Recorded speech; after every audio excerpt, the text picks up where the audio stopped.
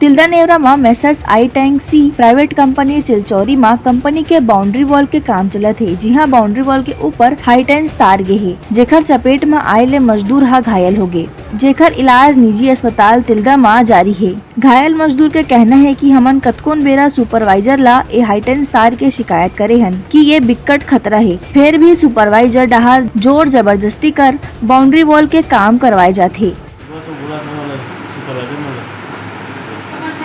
बिजली वाले करवाओ ठीक में एकदम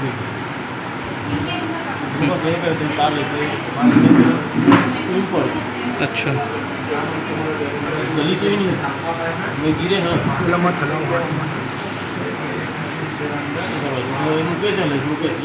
कितना दुर्भाग्यपूर्ण बात है कि इंसान के जिंदगी के कोनो मोल नहीं है और सबो मजदूर मन के कहना है कि काम बर कोनो आवश्यक सामान घलो नहीं मिले और सुपरवाइजर के कहना है कि मोला कोनो बात के सूचना नहीं मिले है। जब ले घटना होए है, गांव के लोगन मन भयानक रूप ले गुस्साए हैं। मिस्त्री वाला काम चलत रही, ऊपर में तार केबल जो हवे ना ओला बार बार सुपरवाइजर मन ला बोले हैं कि भाई एमे अभी जबरदस्ती मत चढ़ा और काम मत कर ऐसे कह के, तब हो लाओ हा जबरदस्ती चढ़ा ले करो, नहीं लगेगा देख के करो, ऐसे करके बार बार बोला है।